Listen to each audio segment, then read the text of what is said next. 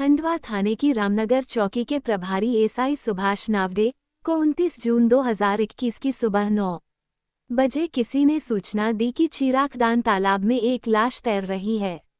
ये लाश तालाब के पास खेलते हुए बच्चों ने देखी थी। सूचना मिलने के बाद चौकी इंचार्ज सुभाष नावडे ने सूचना TIB मंडलोई को दे दी और वह टीम के साथ उस तालाब के पास पहुंच गए जहां लाश पड़ी होने की खबर मिली थी। पुलिस ने सबसे पहले लाश को पानी से बाहर निकलवाया। वह लाश चादर के साथ चटाई में लिपटी थी। थोड़ी देर में खंडवा थाने के TIB मंडलोई वहां पहुंच गए। वह अर्धनग्न लाश किसी युवक की थी। पुलिस उस लाश की जांच करने में जुट गई। उसके सिर, गले और हाथ पर धारदार हथियार के निशान थे। तब तक आसपास भीड़ भी लग चुकी थी। संयोग से भीड़ में से एक व्यक्ति ने लाश की पहचान संजय बामने उर्फ संजू के रूप में की। कुछ समय में वहां रोती हुई पहुंची महिला ने पुलिस को बताया कि लाश उसके पति की है और उसका नाम शबाना है। बरामद लाश को देखकर इतना तो साफ हो गया था कि उसकी हत्या कर तालाब में फेंकी गई थी। उसका घर नजदीक के माता चौक पर मल्टी में बताया गया। इसकी सूचना मिलते ही मृतक का भाई और परिवार के अन्य सदस्य भी वहां पहुंच गए। उन्होंने ही बताया कि शबाना संजय की ब्याहता पत्नी नहीं है, बल्कि वह उसके साथ पिछले 2 सालों से लिव इन में रह रही थी। उन्होंने हत्या का सीधा आरोप शबाना पर ही मढ़ दिया। घर वालों से शुरुआती पूछताछ के बाद पुलिस ने लाश पोस्टमार्टम के लिए भेज दी। एसपी खंडवा ललित गठरे ने इस केस का खुलासा करने के लिए एक पुलिस टीम का गठन किया। टीम में TIB मंडलोई एसआई राजेंद्र सोलंकी, चौकी in charge Ramnagar Subhash Navde, Parinita Beleka, SI Ramesh More, Hifazat Ali, head constable Lalit Kaithwas, Pankaj Solanki, constable Brajpal Chandel, Akash Jadaun, Lakshmi Chauhan, Nikita Tiwari आदि को शामिल किया। आगे की जांच के लिए पुलिस मल्टी पहुंची, जहां मृतक संजय शबाना के साथ रहता था। TI मंडलोई ने उसके घर का बारीकी से मुआयना किया। वहां उन्हें खून के कुछ धब्बे मिले। उनमें कुछ धब्बे मिटाने के भी निशान थे। वहीं शबाना की 13 वर्षीय बेटी मिली। वह काफी घबराई हुई थी। कुछ पड़ोसी भी मौजूद थे। पूछताछ में उन्होंने बताया कि शबाना और संजय के बीच अक्सर झगड़ा होता रहता था। संजय खूब शराब पीता था। शराब के नशे में शबाना के साथ वह मारपीट किया करता था। इसके अलावा घर में शबाना के बहनोई हाकिम का भी आना जाना था। ये बात संजय को पसंद नहीं थी। हाकिम के जाने के बाद संजय शबाना पर बेहद नाराज होता था। इस जानकारी के आधार पर ही CSP ललित गठरे ने शबाना और उसके बहनोई हाकिम को पूछताछ के लिए थाने बुलाया। पूछताछ के दौरान दोनों ने घुमा-फिरा कर जवाब दिए। उनकी बातों से पुलिस ने अंदाजा लगा लिया कि ये दोनों बहुत कुछ छिपा रहे हैं और हत्या की जानकारी देने से बचना चाहते हैं। पुलिस ने जब उनके साथ थोड़ी सख्ती की और संजय के घर से बरामद सामान दिखाए तो वे दोनों टूट गए। फिर उन्होंने राज की सारी बातें बता दी। उसमें जीजा साली के बीच प्रेम कहानी का खुलासा हुआ। साथ ही उनकी निशानदेही पर हत्या में इस्तेमाल किए गए ब्लेड, खून लगा सिलबट्टा और खून सने कपड़े बरामद कर लिए। शबाना और हाकिम की प्रेम कहानी के साथ शबाना और संजय के लिव इन रिलेशन की जो कहानी सामने आई वह इस प्रकार है। कहानी की शुरुआत शबाना, उसकी 32 वर्षीय बड़ी बहन जायरा और 46 वर्षीय हाकिम से होती है। बात तब की है जब शबाना महज 16 साल की थी। वो खुद से करीब दोगुने उम्र के हाकिम से इश्क कर बैठी थी। उनकी मोहब्बत पर उम्र के अंतर का कोई असर नहीं था। दोनों एक दूसरे से बेइंतहा मोहब्बत करते थे। शबाना हाकिम को अपना सब कुछ सौंप चुकी थी। वे निकाह भी करना चाहते थे, लेकिन जब इसकी जानकारी उसके परिवार को हुई तब उन्होंने उम्र के अंतर को देखते हुए उसकी बड़ी बहन जायरा का विवाह हाकिम से कर दिया। उसके बाद हाकिम शबाना का प्रेमी से जीजा बन गया। हाकिम खूबसूरत जायरा को पाकर बेहद खुश हुआ, लेकिन उसके लिए शबाना को दिल से निकलना मुश्किल हो रहा था। जायरा जीजा साली के प्रेम संबंध को जानती थी, फिर भी उसने हाकिम के साथ निकाह इसलिए कर लिया था कि उसकी छोटी बहन शबाना ने उससे वादा किया था कि वह उसकी खुशी के लिए अपने इश्क को दफन कर देगी।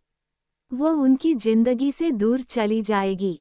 दूसरी तरफ जायरा ने हाकिम पर ऐसी लगाम लगाई कि वह चाह कर भी शबाना से नहीं मिल पाता था। जल्द ही शबाना का भी एक युवक के साथ निकाह हो गया। उसके बाद शबाना अपने वादे के मुताबिक जायरा और हाकिम की जिंदगी से दूर चली गई। उसकी अपनी अलग गृहस्थी और दुनिया बस गई थी। 10 सालों के दौरान शबाना 3 बच्चों की मां भी बन गई। हालांकि शबाना अपने शौहर के व्यवहार से दुखी रहती थी, कारण शौहर को उसके निकाह से पहले के प्रेम संबंध की आधी अधूरी जानकारी हो चुकी थी। वह बार बार उसको अतीत के प्रेम को लेकर ताने देता था। जब भी किसी घरेलू मसले पर विवाद होता, तब बहस के दौरान कई बार उसने गुस्से में कह दिया था कि वह अपने प्रेमी हाकिम के पास ही चली जाए। पति की यह बात शबाना को न केवल चुभ जाती थी, बल्कि इससे उसकी पुरानी मोहब्बत की यादें भी ताज़ा हो जाती थीं। वह एकदम से तिलमिला जाती थी। बार बार की इस चिकचिक से उसने एक दिन शौहर से अलग रहने का निर्णय ले लिया और अपनी 10 साल की बेटी के साथ अलग रहने लगी। 2 बच्चे उसने शौहर के पास ही छोड़ दिए। किशोरावस्था से ही इश्क का स्वाद ले चुकी शबाना के लिए किसी नए प्रेमी की तलाश करना मुश्किल नहीं था। जल्द ही उसे संजय बामने नाम का युवक मिल ही गया। संजय उम्र में छोटा था तो क्या हुआ, वह उसकी भावना को समझता था और उसके सेक्स की भूख भी मिटाता था।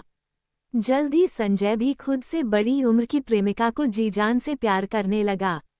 अपना घर-बार छोड़कर बगैर शादी किए हुए शबाना के साथ रामनगर मल्टी में किराए के मकान में रहने लगा था। कुछ समय तक संजय और शबाना के बीच लिव इन की मधुरता बनी रही, लेकिन उनके रिश्ते में खटास तब आ गई जब शबाना का पूर्व प्रेमी यानी उसका जीजा हाकिम उसकी जिंदगी में वापस आ गया। दरअसल हाकिम ने जायरा से निकाह करना इसलिए स्वीकार कर लिया था क्योंकि तब उसे लगा था कि शबाना उससे पहले की तरह ही मिलती जुलती रहेगी। लेकिन ऐसा नहीं होने पर हाकिम उसकी याद में बेचैन हो गया। जब उसे शबाना के अकेली रहने के बारे में मालूम हुआ, तब उसने उससे मिलने की योजना बना ली। हालांकि शबाना और हाकिम के मिलने की राह में जायरा रोड़ा बनी हुई थी। बावजूद इसके लंबे समय बाद जब हाकिम अपनी साली और पुरानी प्रेमिका शबाना से मिलने उसके पास गया, तब उसने उसे बाहों में भर लिया। उसने हाकिम की खूब आवाभगत की।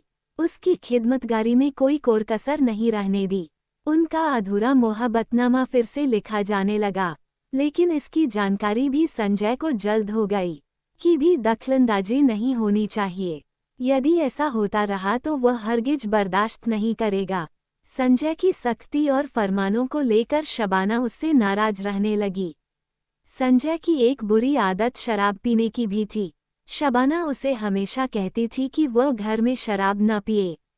उसकी बड़ी हो रही बेटी भी साथ में रहती है, उस पर बुरा असर पड़ेगा।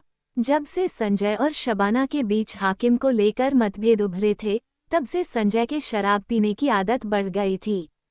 बाहर तो पीता ही था, रात में भी घर आकर भी बोतल खोल लेता था। एक दिन तो संजय ने हद ही कर दी। शराब पीकर आया और आते ही शबाना का गुस्सा उसकी बेटी पर निकालने लगा। उसे बुरी तरह से डांटने फिटकारने लगा। उसके पकाए खाने में कमियां निकालने लगा। जब शबाना ने इसका विरोध किया और कहा कि वह ऐसा न करे, तब संजय ने उस पर हाथ उठा दिया। उस रोज संजय ने मां बेटी दोनों की शराब के नशे में पिटाई कर दी। इस मारपीट में शबाना की बेटी के सिर में चोट भी आ गई और शबान भी जख्मी हो गई।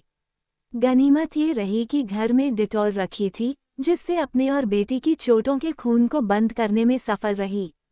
सुबह होने पर संजय ने उनसे रात की मारपिटाई को लेकर माफी मांग ली और अच्छी तरह से मरहमती के लिए पैसे देकर चला गया। साथ में हिदायत भी दी कि इस बारे में किसी को भी न बताए। 2 दिनों तक तो घर में शांति बनी रही, लेकिन तीसरे दिन संजय फिर शबाना से दिन में ही उलझ गया। पड़ोसियों ने आकर उसे समझाया, तब गुस्से में चला गया। उसी रोज हाकिम भी शबाना से मिलने आया। शबाना और उसकी बेटी ने रो रो कर संजय की जाती उससे बयां की। हाकिम ये सुनकर सन्न रह गया। उसने शबाना को आश्वस्त किया कि वह इसका समाधान जल्द निकालेगा। इतना कहकर वह वहां से चला गया, लेकिन उसके मन में साजिश की योजना बन रही थी। उसी के अनुसार 28 जून 2021 की तारीख मुकर्रर की गई। कैसे योजना को अंजाम देना है, इस बारे में शबाना से बात कर ली। फिर 22 तारीख की आधी रात को शबाना ने हाकिम को फ़ोन करके अपने घर बुला लिया। हाकिम बताए समय पर आ गया। फिर उसने गहरी नींद में सो रहे संजय के सिर पर मसाला पीसने वाला सिलबट्टा दे मारा। सिलबट्टे के हमले से संजय बेहोश हो गया। फिर हाकिम और शबाना ने मिलकर उसके गले को सर्जिकल ब्लेड से काट डाला। वह ब्लेड हाकिम अपने साथ लेकर आया था। संजय की हत्या के बाद सुबह के 4 बजे हाकिम ने संजय की लाश पहले अच्छी तरह चादर में लपेटी, फिर चटाई में बांधकर पास के चिरागदान तालाब में फेंकाया। घर पर शबाना ने घर में बिखरे खून के धब्बे साफ किए। अगले रोज 29 जून 2021 को पुलिस ने तालाब से संजय की लाश बरामद कर ली। इस हत्याकांड की जांच पूरी होने के बाद हाकिम और शबाना पर हत्या एवं सबूत मिटाने की धाराएं लगाकर फाइल तैयार कर ली गई। जांचकर्ता पुलिस ने उन्हें कोर्ट में पेश किया, वहां से उन्हें अपराध का दोष साबित होने तक न्यायिक हिरासत में भेज दिया।